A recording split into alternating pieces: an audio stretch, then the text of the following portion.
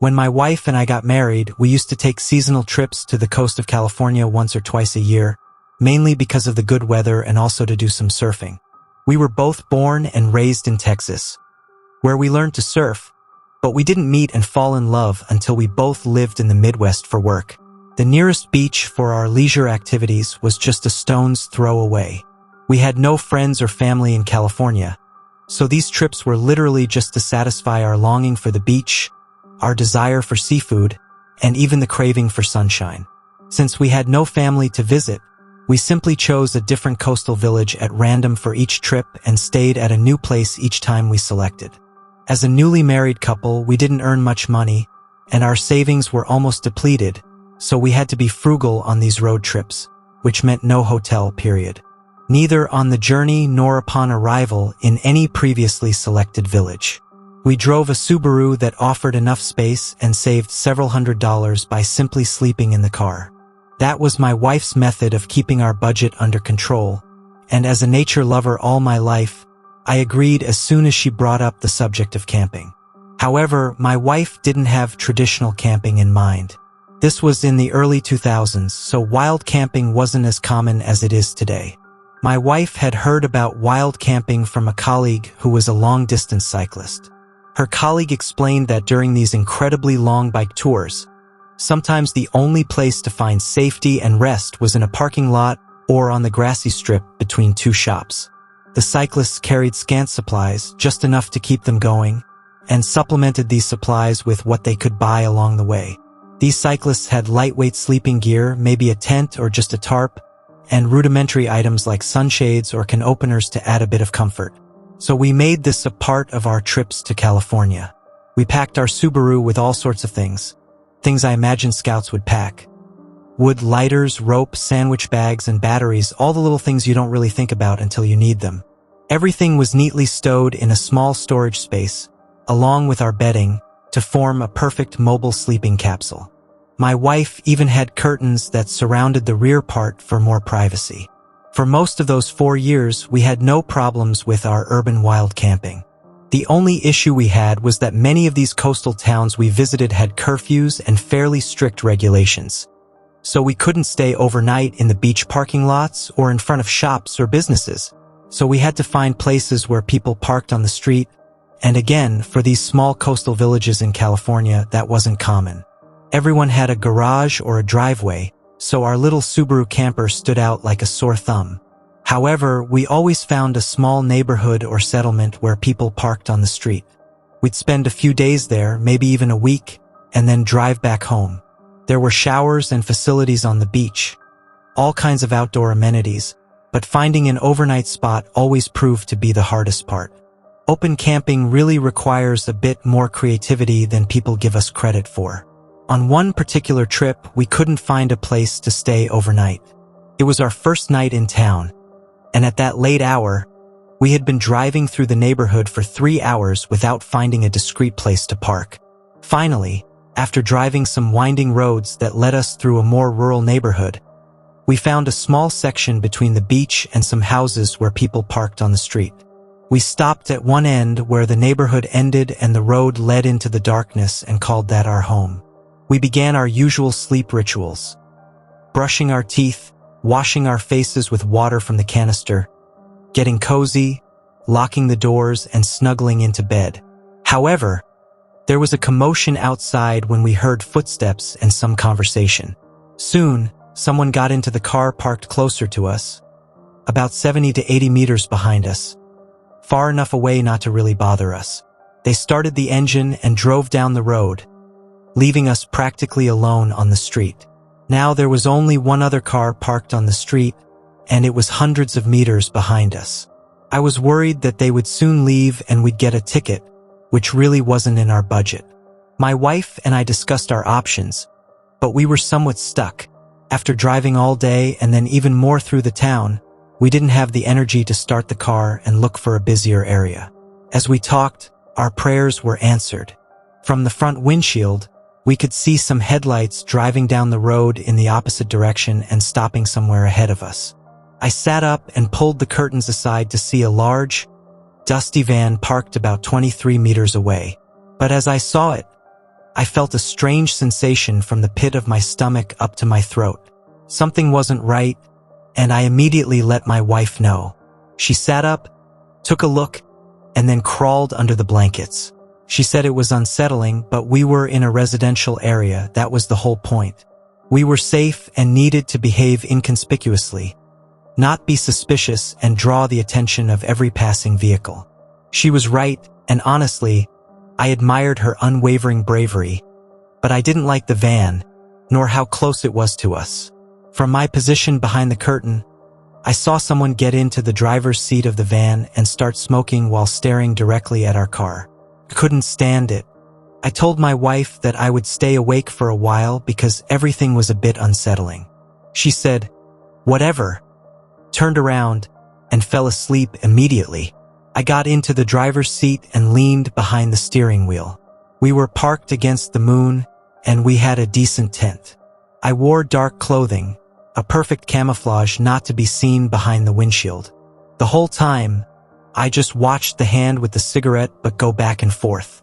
No smoke came out of the window, not even a wisp.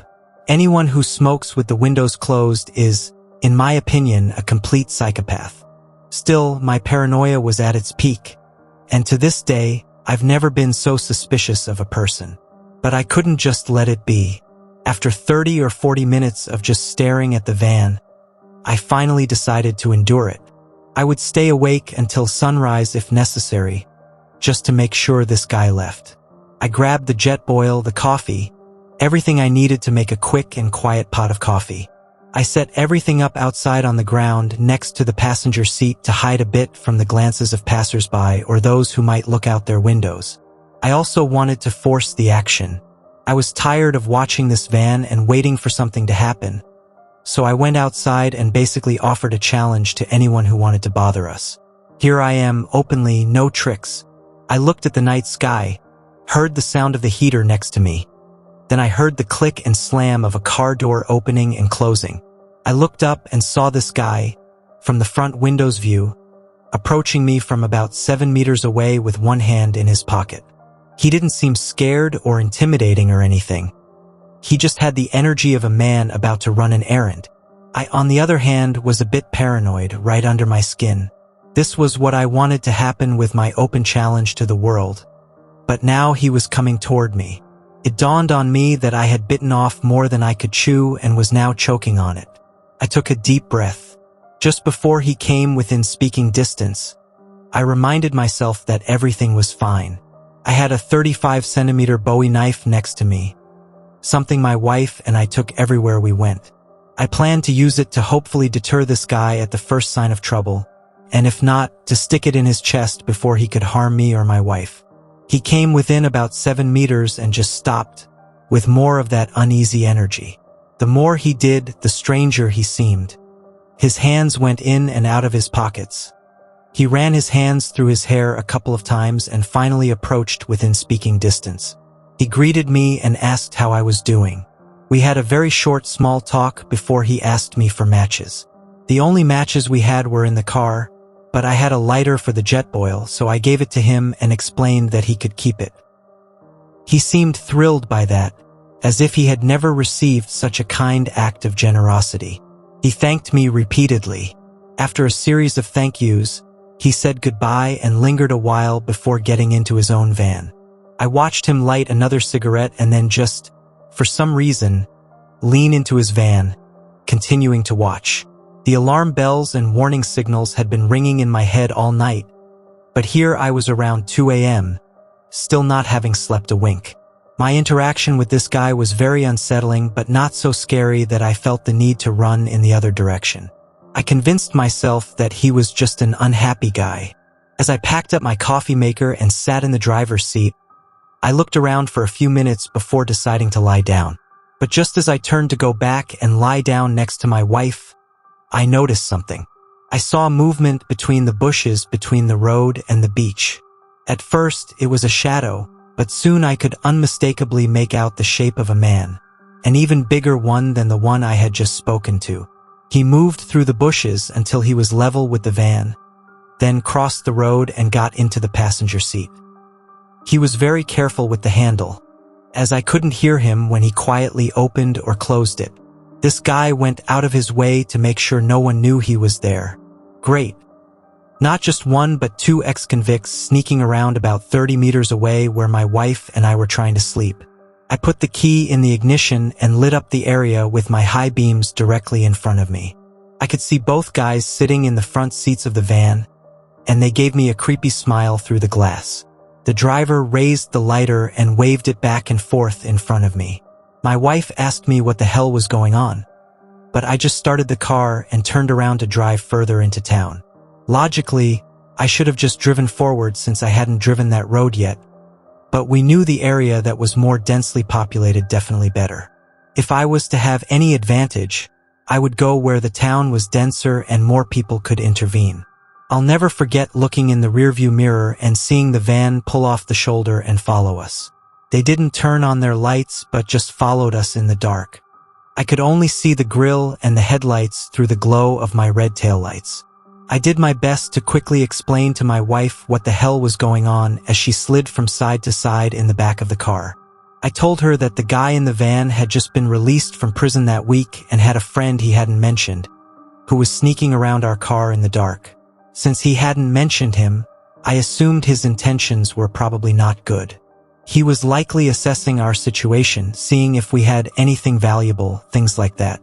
Marina needed only one look out the back window to see the shiny silver front of the van approaching us from behind to agree that I had made the right decision. It was time to get away from there, and we had to do it now. Fortunately, the neighborhood led us into a well-lit community. Suddenly, that dusty heap of a van behind us wasn't so scary. In fact, they looked like idiots as they screeched to a halt, turned around, and drove off. They backed off after only about a quarter of a kilometer and returned to the darkness near the beach. I drove to the nearest pharmacy, parked under a streetlight, did my best to fall asleep. The worst that could happen would be waking up with a ticket, but at that moment, I was grateful not to have been robbed. We had been lucky once again. Marina and I just slept peacefully until morning and woke up without incident. We enjoyed the best breakfast we'd ever had at a local restaurant. The breakfast meat was incredible. We never saw the van again, and honestly, we lost interest in wild camping. Since then, it's been hotels and Airbnbs for us. Personally, I went wild camping only once, and that was during a long drive between my university town and my hometown. The drive took about 20 hours, and the town that was exactly halfway on this journey was Heidelberg, Baden-Württemberg.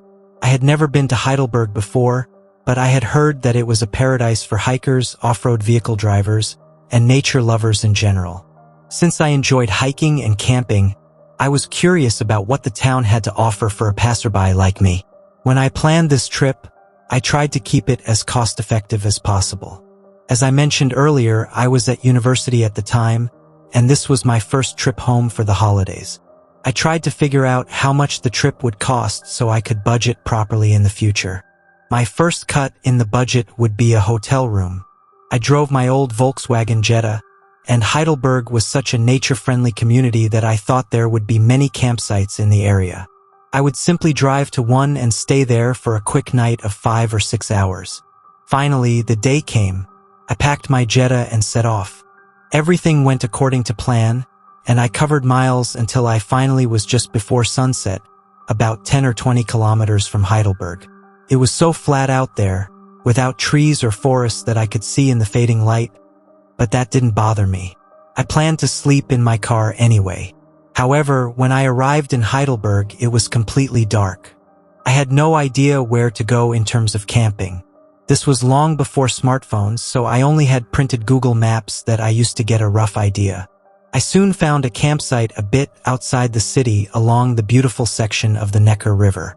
As far as I remember, it was called Campingplatz Neckar-Wies, about 4 kilometers east of the city limits. Yes, I had looked for campsites, but what I didn't know was that these were highly sought after, fee-based campsites. I couldn't just come and use one. As soon as I did, several campers from other units came toward me with flashlights, asking for a permit or some kind of paperwork stating that I had paid for my stay. probably to keep homeless people away. After this happened to me 2 or 3 times, I was too scared to stay. I didn't feel welcome and thought I would spoil a quiet evening for the other campers who didn't expect a stranger to walk through their area. After being chased away from these campsites, I returned to Heidelberg and decided to sleep in the parking lot of a place like Walmart or Denny's, where there was a restroom open 24 hours. I didn't need amenities. I just needed the basics to make it to the morning. I had really hoped to sleep in the middle of nowhere, but my experiences so far made me doubt whether I should even get off the road. Who knows what would have awaited me there? I also had no luck in the city. There were junkies and weird people everywhere. Every parking lot I checked had at least one unsavory guy, if not 5 or 6, lurking around and doing suspicious things. This wasn't what I had imagined for such a renowned destination. Completely defeated, I decided to sleep in the middle of nowhere. I got back into my Jetta and drove about 3 kilometers south of the city and turned onto the first dirt road I saw. There was a small cattle grid between a barbed wire fence, but other than that, the place was completely open. There were some cliffs that I couldn't see from my location, so I decided to park along the small ridge that partially hid my car. I was still very cautious of my surroundings and decided to drape one of my blankets over the windshield and front windows to avoid unwanted glances from outside my cabin. Then I settled in the front, sitting cross-legged over the console, my butt on the driver's seat, back against the door, and feet on the passenger seat. It was definitely not the most comfortable setup in the world, but I had packed plenty of stuff in the back. Also, I wanted to be ready in case things got weird. I arrived at my spot just in time, around 9 p.m., much later than I had originally planned. My new plan was to sleep a little, wake up at 4 a.m., get ready, return to the city to refuel, and then be back on the road by sunrise around 5 a.m. It was the bare minimum, but again, that was all I really needed to literally survive, the basic survival needs. Something woke me in the early morning hours, just before I wanted to wake up. I opened one eye, and outside my Jetta was a large earth mover, some kind of tractor.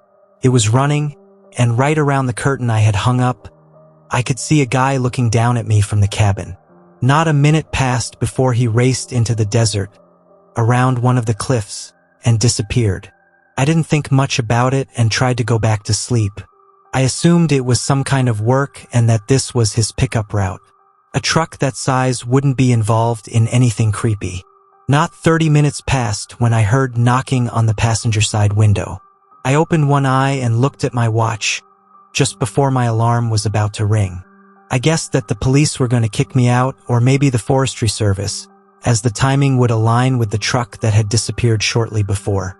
I pulled down the blanket to find an old Chevy outside, with a guy staring through the window. I started to wave, but before I could, someone hammered against the window directly behind my head. They hit so hard that my teeth hurt, and gradually I realized that I was completely surrounded. I turned around, and indeed, there was another guy who looked very similar to the first, simple t-shirt, jeans, and boots. Both began yelling at me to get out of the car. For some reason, I did it. I just wanted them to understand that I was just passing through, that I didn't want to cause any trouble. That turned out to be a huge mistake on my part. As soon as I unlocked the vehicle, the guys ripped the doors open and pulled me out by the arm and shoulders. Once they had me on the ground, one sat on me while the other rummaged through everything I had, starting with my glove compartment. To say it was a thorough search would be an understatement. I watched as this guy flipped my front seats over, dumped my glove compartment and center console into the mud, and took anything of value, coins, electronics, whatever. I swear I even saw him take my lighter just because it was shiny. I explained to the guy holding me down that I was a student from out of town, had no intention of causing trouble, just lost and trying to get a little sleep before hitting the road again. The guy literally laughed at everything I said, repeated it in a dumb voice, even gave me a few slaps while laughing. He didn't care who I was or where I came from. After a few more minutes, the sun rose over the hills. Everything was illuminated. I don't know how, but I could feel that this made these guys nervous. I could hear the cars on the road, which I had thought were closer during the night, and now that I could see, it was a good 400 meters from the main road. How these guys had found me wasn't entirely clear. I thought I had done a good job hiding. Finally, after 10 or 15 minutes on the ground, they just walked away. They told me not to follow them, not to call the police or do anything stupid, because if I did, they'd come back and kill me. They were very, very clear when they said that. Anyway, I had already made my decision. They hadn't taken much from me, mainly some food and the little cash I had up front. After making sure I was okay, I returned to my Jetta and drove back to Heidelberg. It took a while, but after driving around a bit, I found the police station, went in, and filed a report. At first, they were quite dismissive, as I was a student with a license from another state and looked pretty dirty. I probably looked like a crazy vagrant. Only after I explained where this had happened did the officers seem a bit more interested. They said, "South of the city? How far?" One of the officers asked. I did my best to explain where I had gotten off the road. The officer turned to his superior and spoke for a moment, searched through some previous reports. It turned out that the guys who had robbed me had been causing problems in the city for a few weeks, and most, if not all, reports came from the southern side of the city. Additionally, the dirt road where I had gone to sleep led to a large agricultural estate, and I don't mean a holiday resort, but a real agricultural facility. They even had a mine on the premises, hence the large truck that had passed me in the early morning hours. Some guys had been repeatedly getting onto the property at night.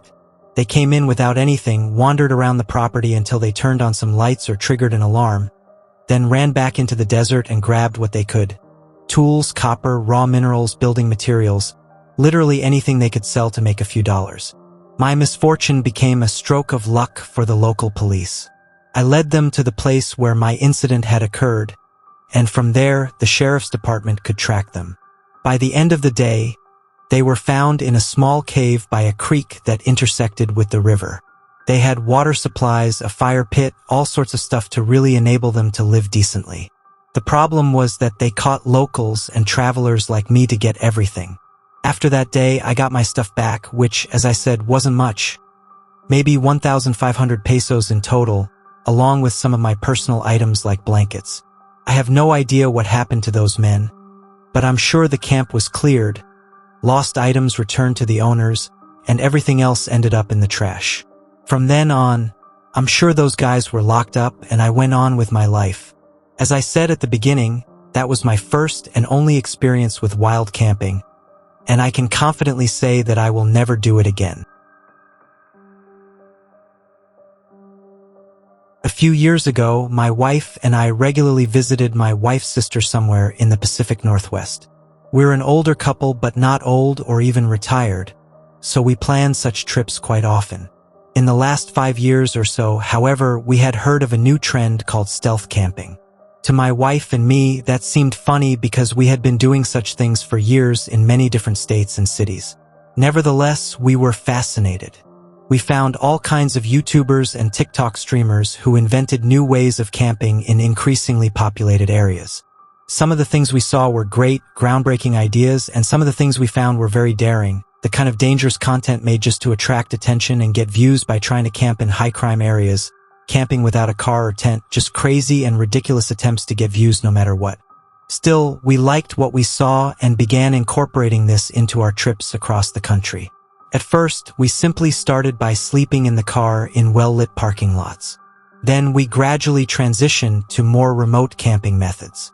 Instead of sleeping in a Walmart parking lot, we'd look for a luxury apartment complex or even a gated community, somewhere with a bit more security. We'd follow someone in, find a good, unreserved parking spot, and spend the night without anyone knowing. When morning came, we'd get ready to leave and simply exit through the gate as if we'd always lived there. It was really fun and always gave us a slight thrill. Now, stealth camping isn't quite the same as boondocking, which was something my wife and I had also done. Boondocking simply means camping in the middle of nowhere, usually on public land and without services or amenities. It's essentially like typical camping. We liked stealth camping because it kept us within city limits, and we really didn't have to prepare anything. We could use our car in a way we normally couldn't. After a year of exploring and experimenting with the big stealth camping trend, we decided to try something new on this trip. We were visiting my sister-in-law, and instead of just using the car, we wanted to find a place within the city limits to set up a small camp and sleep outdoors. We had seen enough videos and practiced enough on our own to be confident that we could pull it off. In hindsight, I don't know what the hell we were thinking. This was definitely an activity for bored, middle-aged white people if such a thing ever existed. Everything on this trip went well initially. We had stopped for 3 or 4 nights so far, all successful outdoor adventures. Now we were really in the city and had to be careful where we ended up. After buying some food and stretching our legs, we began looking for a place to set up camp. It didn't take long before we saw this charming green strip behind a Target store. It had a flimsy fence with no warning signs. There was grass and a row of trees and even a small hill that offered a vantage point. Overall, it seemed absolutely perfect and would make our stealth camping adventure the most conspicuous yet. You can't just go in and set up a full camp when people are around. We'd have to make several trips back and forth from our car. So we wanted the nearby store to be closed, the parking lot empty, and a healthy darkness surrounding us. We spent some time running basic errands, making sure we had food and water for the night before we returned, and indeed, the place had emptied out. We were ready to do our thing. We didn't have tons of supplies or anything, but we liked to make ourselves comfortable, and we didn't want any reason to go back to our car. As I said, we took this pretty seriously and compared every step of our camping to some videos we had seen. We knew everything had to be safe and secret, so we adhered to a certain standard. At the end of the day, however, it was a lot of fun and something we could tell our friends about. The camp itself was hidden in a cluster of trees about halfway up the hill, which made our tent invisible from practically all directions. It was a dark nylon tent and so small that it fit perfectly into the surroundings. At the top, where the trees were, there was a flat area for the tent, which also had a cotton canopy for 2 people. It was very comfortable and kept us off the ground, which helped relieve our backs a bit. Again, we're older. You can't blame us for avoiding pain when we can. Then we settled into a couple of folding chairs we had brought. We didn't skimp on luxury. With the isolation we had there, we spoke quietly, shared a snack, drank some wine, and just looked up at the sky. It was relaxing, very quiet. You could hardly tell we were in the middle of a large metropolitan area. Somewhere behind us, we could hear the faint hum of the highway, but then we heard something much closer. Tires squealing across the parking lot. The hill wasn't so high that we couldn't see over the Target building, but it was obvious that someone was doing donuts or something on the parking lot. Every time we thought it would stop, they'd turn the steering wheel and accelerate in the other direction. It was very confusing, but not enough to scare us or anything. Our car was parked there, but there were other cars too, maybe even night shift workers. It was an assortment of vehicles that would hopefully prevent one of these guys from hitting one of them. It calmed down after a while, and soon my wife and I prepared to go to bed. There's something about sitting in the dark, especially outdoors, that just drains my energy. It could be 7 p.m., and I'd tell you it was midnight. I lose all sense of time and just want to sleep outside all the time. Just as we were about to pack up the chairs and get into our tent, we heard this same car drive onto the parking lot again, except this time it screeched. My wife and I looked at each other. That's new. Then we heard a car door open and close. Then another. Then we heard footsteps, voices. Everything got louder. My wife and I looked at each other in complete horror as 2 strangers pushed aside the fence and headed straight for the green strip in which we had hidden. We could clearly hear them now. They weren't talking about nice or friendly things, mainly violence and drug use. I couldn't believe this was really happening. My wife started to stand up, but I stopped her and whispered for her to stay still. The trees completely blocked us from view. The only way they'd find us would be through sound. She sat down, covered her mouth, and just waited. Fortunately, these voices diminished as the 2 strangers stopped just in front of us on the flat area before the hill. There was also a large fallen tree there, bigger than a car tire, which served as a good seat. I had thought about camping next to it, but found it too close to the fence to feel comfortable, and luckily we hadn't, or they would have almost immediately discovered us. Now we could only hear these guys talking. Obviously, we didn't know their names, so I'll call them Guy 1 and Loudmouth. Initially, they just talked about getting high and wasted, but eventually the conversation turned violent, about things they had done, things they wanted to do, and finally about why they were even there. "Damn, man, what time is it? Is he coming or not?" asked Loudmouth. Yeah, he said he'd come late. Always comes late. "I can't wait to do this," said Guy 1. "Yeah, me neither, man. That guy is a jerk," agreed Loudmouth. Now they began to elaborate on how they were supposed to meet a third person, a drug dealer of some kind. They were going to rob him right there. Apparently, they regularly bought from this guy, but his prices had gone up, and his consistency had decreased. Addiction turned into desperation, and both turned into anger for Loudmouth and Guy 1. Anger they wanted to use to rob the person causing their problems, or at least that's how they argued it. We didn't like what we were hearing, but our options were limited. We were outnumbered by these thugs and had no interest in getting involved in any way. I had a gun, of course, but that was an absolute last resort. It was an unspoken agreement that we would just hide, stay quiet, wait for whatever would happen, and once it was clear, call the police and get out of there. The two thugs kept talking about all sorts of vile and colorful things. My wife almost covered her ears because it was so disgusting, beyond simple locker room talk but truly shameful ravings of depraved minds. After a while, we heard footsteps approaching from outside. I prayed it was a security guard or someone, but it turned out to be the drug dealer. They began greeting each other and shaking hands. That part almost felt good, as my wife and I were the only ones who really knew what was going on, or at least we thought so. Then it got down to business. Loudmouth began asking for his purchase, and the drug dealer pulled a gun out of his jacket and pointed it directly at Loudmouth's face. "What the hell, man?" he exclaimed. "You didn't say there'd be a gun." "There are a lot of things I didn't tell you," said Guy 1 coldly. "Now empty your pockets." This whole exchange was a double setup because Guy 1 was never going to rob the drug dealer but was actually in cahoots with him. Then the second gun came out. They were armed, and Loudmouth realized immediately that he was done for. His only option was to become increasingly loud, which was pretty easy for him, but they didn't let him. My wife almost gave us away when the drug dealer pistol-whipped Loudmouth. Not once but twice.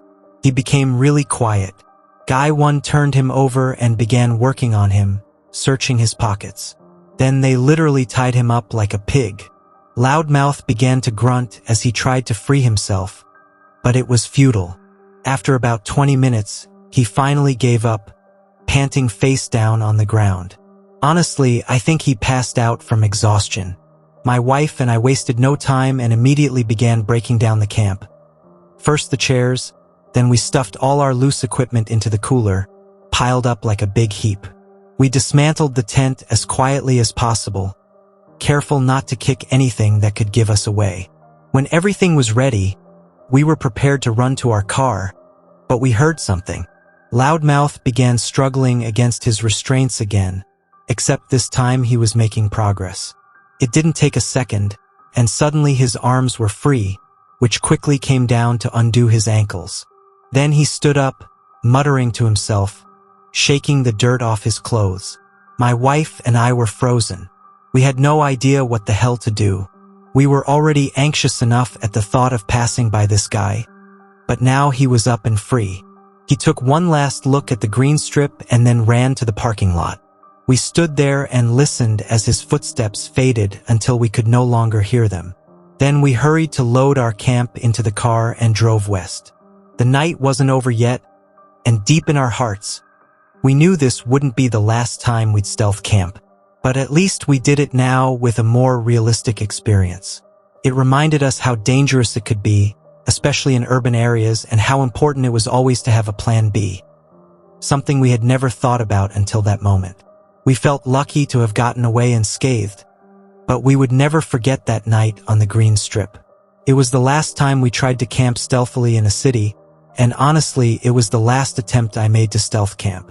We had outgrown our fad phase, and we were completely satisfied to stay out of any situation that involved guys like those.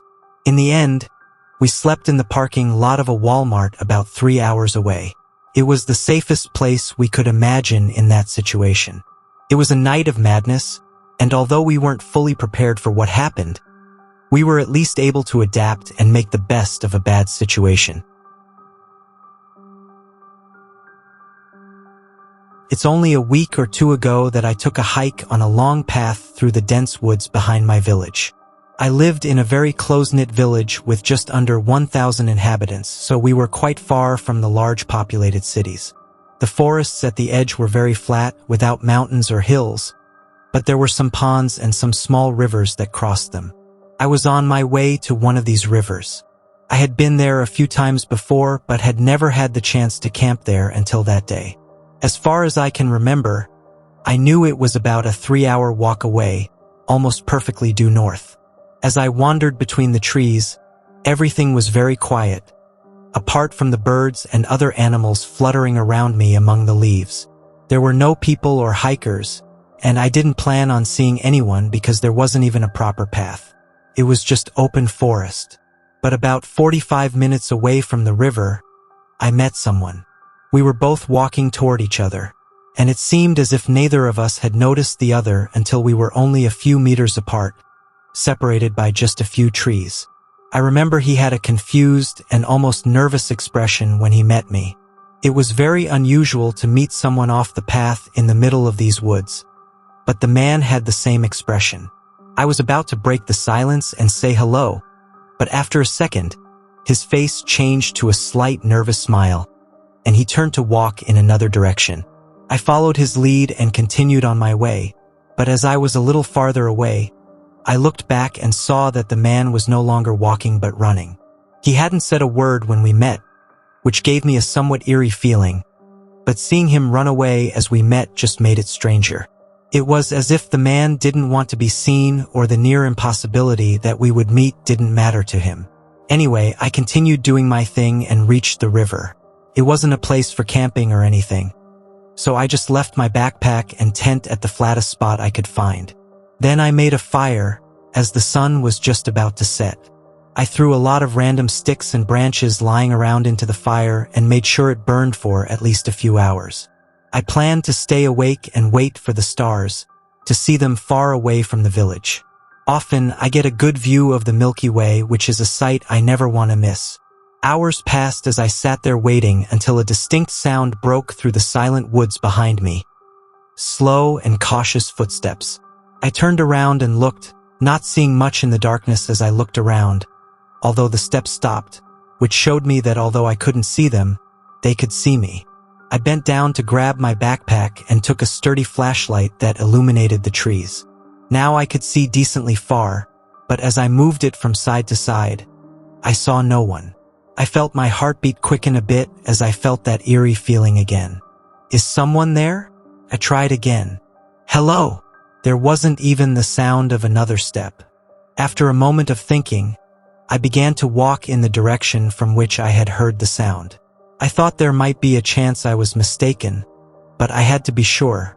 I walked cautiously among the trees, keeping the flashlight pointed firmly ahead until I reached the spot where I thought I had heard the sound. I moved the light to the left, looked behind each tree until the light suddenly revealed a large man. It was the same man I had encountered just a few hours earlier, and he was no more than 6 meters away. But even with the light pointed at him, he remained motionless. In a quick moment of thinking, I tried not to react and moved my flashlight further through the forest, hoping he would think I hadn't seen him in some way. Then I began to walk back to the tent, trying to act as calmly as possible. I packed my backpack and looked back once more before quickly leaving my tent and campfire behind and heading into the forest along the river. Once I felt I had put enough distance between us, I ran as fast as I could to ensure I was far enough away from this man. I found a place to rest and stayed awake until dawn. I don't think he followed me because I was able to leave without seeing or hearing the man again. I'm not sure why he was there or why he appeared and hid near my camp, but I never went back to get my tent, fearing what I might find.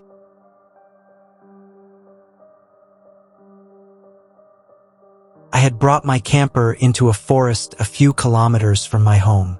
I live in a rural area with many surrounding woods, so camping is quite common here. The place I drove to wasn't very well known, a campsite big enough to host only a few campers. I liked it because there was rarely anyone else there, and the path leading there was wide enough for my camper to pass through without problems. When I arrived, the meadow where I parked was empty. I had no plans, so I stayed inside for a while before coming out to set up the outer tent. Then I got myself a chair and began collecting some wood for a campfire. There was still plenty of time until evening, but I just wanted to be prepared before it got too dark. I went far enough into the forest behind the camper that I could no longer really see the campsite. Much of the wood was still wet from a rain we had a few nights ago, so it took a while to find some dry pieces I could use. I had probably been out for about 20 minutes, but when I returned to the camper, a man was standing nearby, setting up a tent. He nodded as I returned to the campsite, and I simply returned the gesture to acknowledge each other. I didn't see anything strange about him and didn't think much of it, except that it bothered me a bit to have to share the area with someone else now. After throwing the sticks on the ground, I went back into my camper to have some privacy, grabbed a beer, and sat inside with the awning open. I'm not sure how long I was there, maybe about 30 minutes, before I got up and looked out the window. The man had set up his tent, but now that everything was set up, I noticed how worn out it was. It had many holes and cuts with flaps fluttering in the wind. It looked like an old tent that had been left outside for years without ever being maintained, and it wasn't even in good enough condition to be better than just sleeping outdoors. Through the holes, I didn't see the man in the tent. I looked around the area but couldn't see him anywhere else on the campsite. I went out of the camper and began making my campfire while continuing to look at the terrible tent he had set up and wondering why he was using it and how strange it was that he thought it was good enough to use. As the sun set, I lit the fire and sat beside it, still not knowing where the man had gone. I stayed there for a while as darkness enveloped the forest around me, and only the faint light of the campfire illuminated the small area around me. The night passed slowly as I began to wonder more and more where the man was and why he hadn't returned to his tent now that it had gotten so late. I glanced at my watch and saw that it was almost 1 a.m., which meant it had been dark for almost 4 hours. I stood up from my chair and walked a bit closer to the man's tent, just to make sure he really wasn't there. "Are you there?" I called. There was no answer. I stood in the middle of the campsite and looked around the dark forest surrounding me, thinking that the man might be lost out there somewhere. But as I looked in all directions, the unease within me began to grow until a sudden movement beside one of the trees made me pause. I looked over, unsure of exactly what I had seen, until my eyes slowly began to make out the outline of a man standing right next to the tree. He stood still as if he didn't want to be seen. A wave of fear washed over me, and the longer I looked at him, the less sure I was if he was the same man I had seen at the tent. I began to slowly take a few steps back and then hurried back into my camper. I looked out the window and saw the man still standing in the same spot, looking in my direction. After a slight hesitation, I quickly went to the driver's cabin, started the vehicle, and drove away from the campsite. What scares me every time I think about it is whether that wasn't the man from the tent and just another person standing in the forest. Maybe he had done something to the other man, or maybe they were together, and the man from the tent was somewhere else in the forest watching me without my knowing it.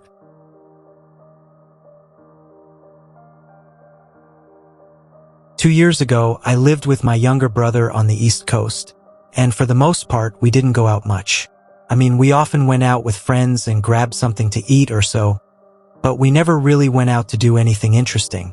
I began looking for things we could do, and one of the most common suggestions was camping because we were right along the Harz Mountains.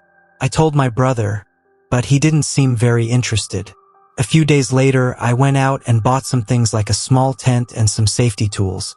Then I packed one of my old backpacks and drove to a nearby hiking trail. Yes, I was really inexperienced and going camping alone wasn't a good idea, but I planned to be out for only one night, so I thought even if there was a problem, it wouldn't be that bad. After an hour's drive, I arrived at the trailhead. There were no other cars parked, and I didn't see another person.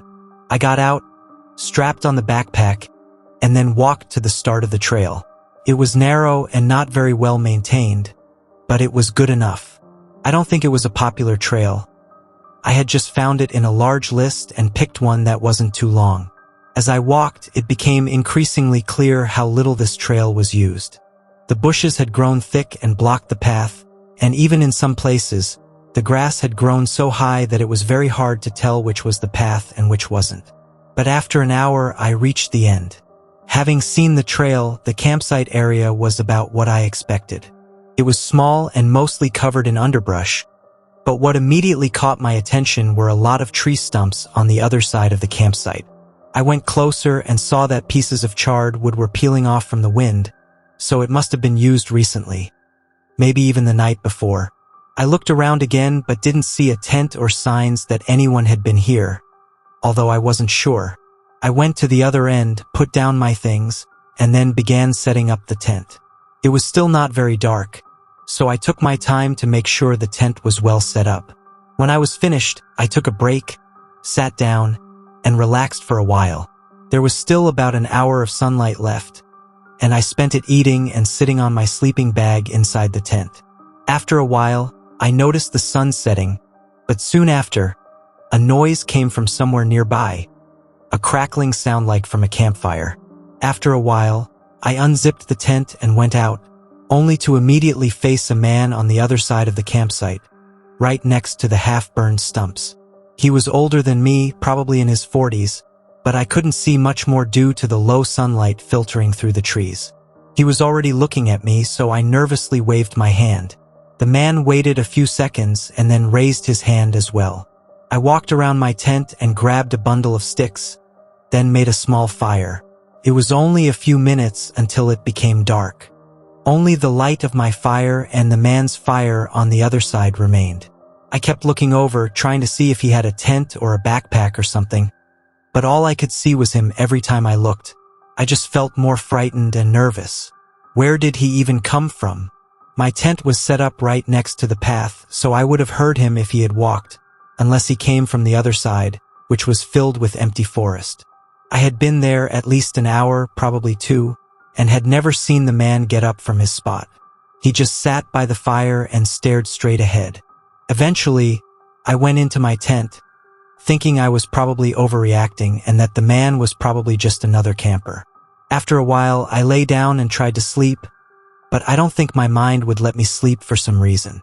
So I just sat there, staring at the ceiling and listening to the barely perceptible crackling of the man's fire. I was probably there for another hour before I heard the leaves slowly rustling, approaching my tent. I sat up and listened intently until I could see the shadow of the man standing on the other side of the canvas. My whole body froze as I saw him standing there for a moment without moving, without speaking.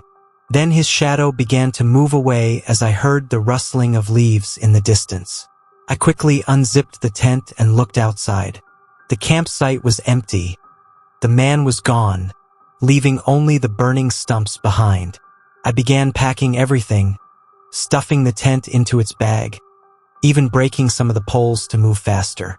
I walked away without ever seeing the man return. What happened there or what was supposed to happen, I really don't know.